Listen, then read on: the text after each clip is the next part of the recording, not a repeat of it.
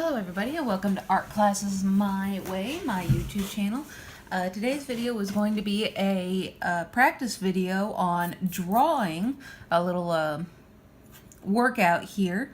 So I find the biggest issue people have when they first start drawing is that they end up drawing too dark right off the bat. Now that's what any pencil kit that you end up buying, that's why you have like a million pencils in it, is so that way you do not end up drawing too dark. You use your lighter pencils, which are your H's on up. The higher the H number behind the H, the harder the lead is, meaning that you make a lighter and lighter mark. Now that doesn't mean that you can start drawing dark right off the bat, because then you're going to leave an indentation in your page, and then you can't erase it then, no matter how light it is.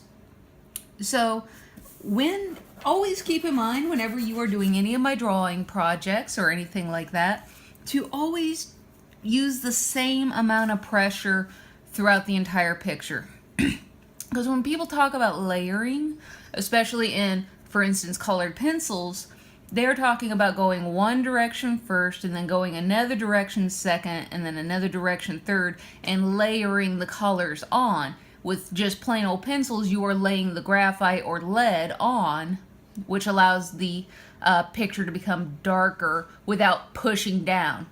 A lot of people, especially a lot of the students that I deal with in person, I find that they are too impatient.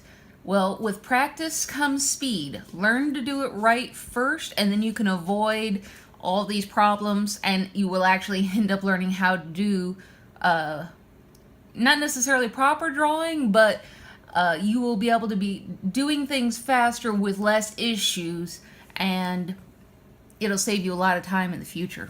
So today's little project is drawing a perfect circle, or helping you draw a perfect circle without a compass. Now, why is this important? It's important because whenever you draw with a compass, you always have that needle. Everybody always knows when you use a compass. And one of those little telltales is the needle spot that always ends up being in the middle of your circle. And because it's actually punctured the paper most of the time, there's no way to get rid of that. The other thing is that if you have drawn a perfect circle with a compass right off the get-go, one, your hand's not learning how to do anything. And when I mean your hand learning, I mean the muscle memory. From learning how to do something, you're not gaining any skills by using the muscles in your hand and seeing how your hand actually moves. So that's one of the other things. And the last thing is that when using a compass to draw a circle, if you are putting other objects in your picture, it is going to look extremely unnatural, the circle that you've put, because it'll be absolutely so perfection. It just won't, it'll never look right, no matter how, you're talking hours and hours of work to make that circle end up fitting into your picture. So instead, what I'm going to show you is a wonderful little trick. You can use it if you want. There are people out there who just freehand circles with a lot of practice. I believe it was Da Vinci. He spent a whole year trying to draw the perfect circle. And then when he went to wherever it was that he went to prove that he could draw a perfect circle, they measured it in every single way, and it was in fact a perfect circle that he just went whoosh and done. So now I am no Da Vinci. I'm not going to. I don't have the time to practice that much drawing perfect circles. So here's my method for helping me get darn near close to a perfect circle. So the first thing I'm going to do is I'm going to make an arc.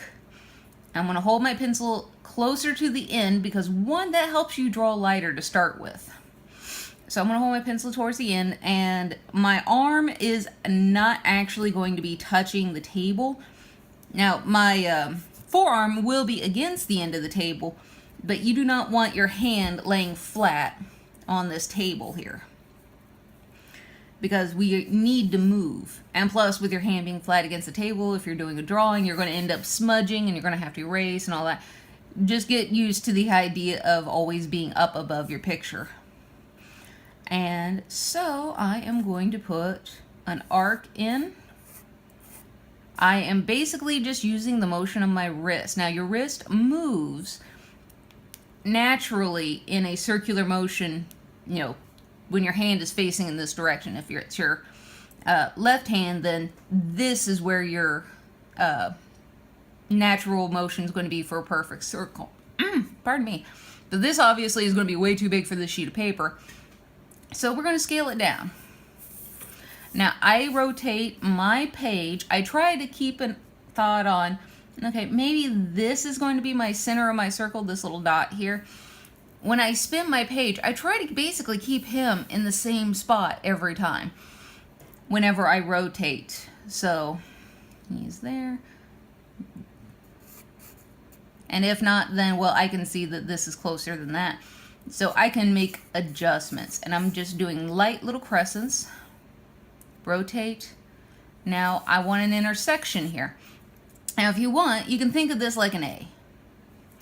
But you want to intersect. You do not want your crescents to intersect here.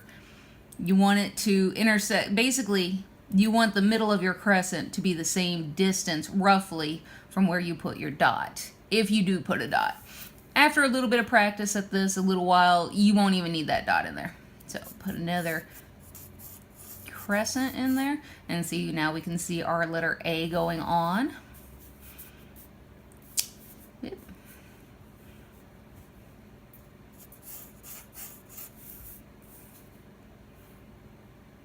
And because this guy ended up being so far away from my second one, I already know that he's wrong.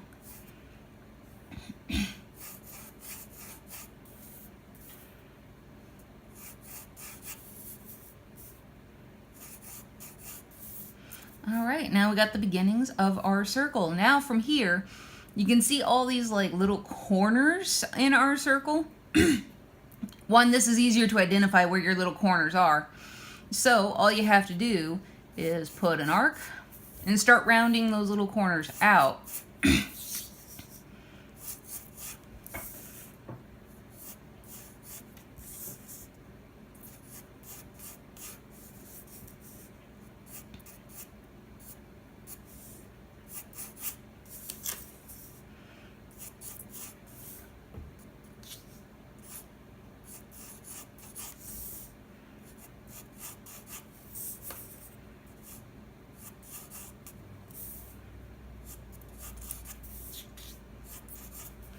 All right, now I can see that my dot's pretty far away from this end, so I can come in and try to correct this. Put him about there. Yeah, that might be a little too close. Put that there.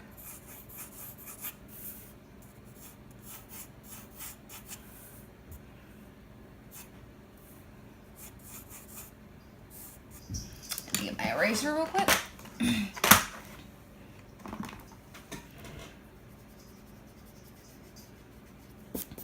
Now, for those of you who may be trying to think, oh, well, how on earth does all this end up translating into a circle? It's the inside of the picture. I've actually had a student who had a hard time. It was like a revelation. Oh, the inside. So, for those of you that are like her, the inside of these lines that we're putting, that is our circle. All of these will get erased, which is a part of drawing light to start with. Let's see, I don't think that area feels quite right. All right, and we're getting pretty darn close, so I will get my putty eraser out. He's a big old dude. This is probably every putty eraser I've ever gotten since middle school. All globbed up in one giant turd, pretty much what he looks like anymore. All right.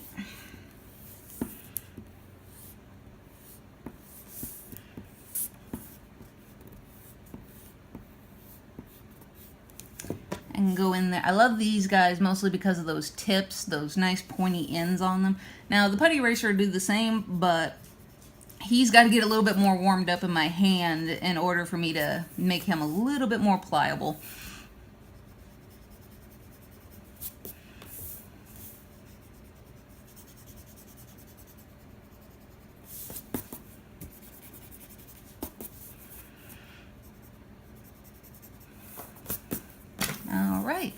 now we have a nice little outline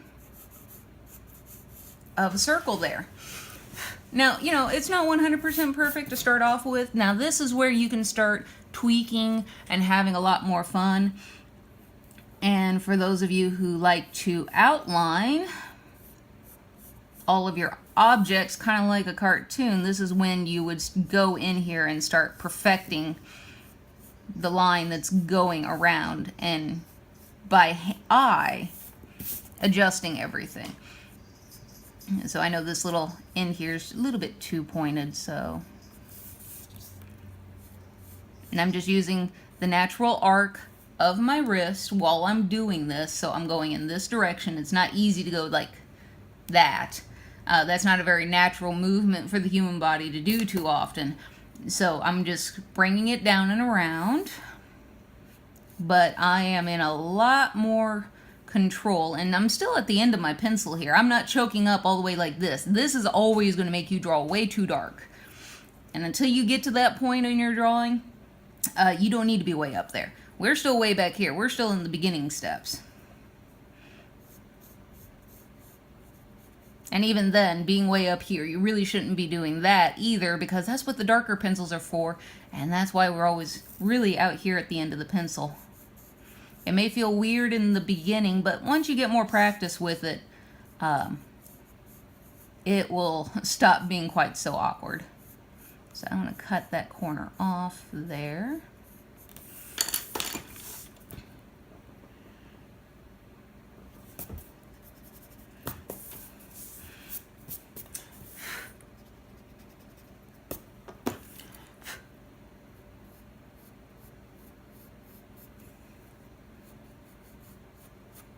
All right, and we have something that's darn near a perfect circle. And like I said, as you move along and you practice this, you'll get better and better. I'm trying to figure out commentary and remind myself to say things when I should be, so it's not quite as good as I normally do.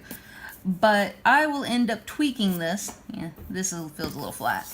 I will end up tweaking this guy in my next video, which we are going to be working on shading.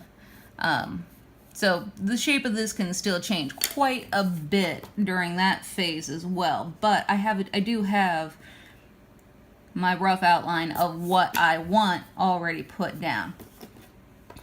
There you have it. Maybe right here is a little bit too big.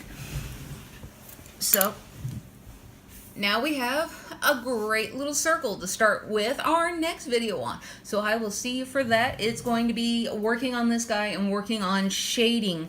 So I hope to see you for that one. I do know that a lot of people, they really seem to want a lot of help with the shading part of it. And shading is my favorite part. That is where all the fun comes in it for me. It's that shading and lighting, understanding lighting is what made Thomas Kinkade so successful. And any of those who know about his paintings, if you put it in front of a dimmer switch and you dim the lights, it'll actually look like a sun is setting or a sun is rising. Well, if you look at any painting or any drawing that really focuses very, very strictly on light and the study of light, they'll all do that. It's not just Thomas Kinkade, and I'm not knocking the man. I'm just saying that was what made what everybody realized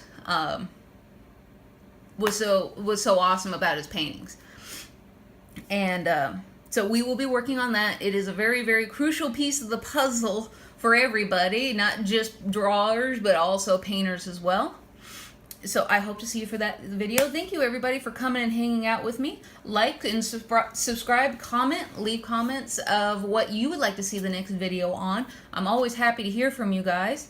And I hope you have a wonderful day. Please support me on my Etsy account, Naughty Dog Jewelry on Facebook, and Naughty Dog Studios on Etsy. I hope to see you guys in the future. Bye!